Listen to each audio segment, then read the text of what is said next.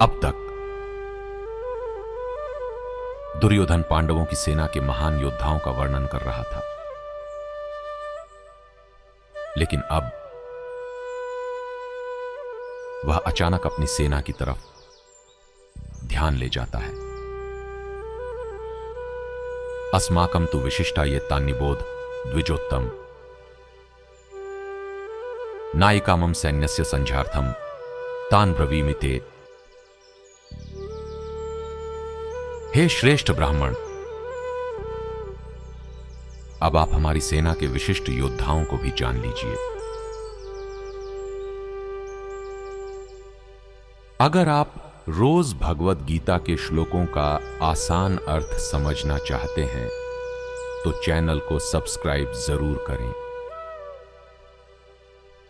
अब जरा इस दृश्य को इमेजिन कीजिए।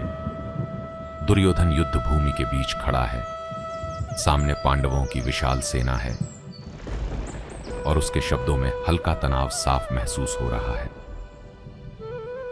इसलिए अब वह अपने गुरु द्रोणाचार्य को अपनी सेना की ताकत याद दिलाने लगता है। लेकिन सोचने वाली बात यह है, अगर दुर्योधन इतना निडर था तो उसे बार बार अपनी सेना की ताकत बताने की जरूरत क्यों पड़ रही थी? यही इस श्लोक का सबसे गहरा संकेत है। दुर्योधन बाहर से आत्मविश्वास दिखा रहा था, लेकिन अंदर ही अंदर वह पांडवों की शक्ति को समझ चुका था। और शायद यही कारण था कि वह लगातार तुलना कर रहा था, एक तरफ पांडवों के महारथी और दूसरी तरफ अपनी सेना के योद्धा।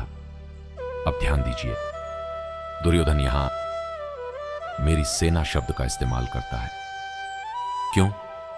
क्योंकि वह चाहता था कि युद्ध शुरू होने से पहले उसकी सेना का मनोबल मजबूत रहे।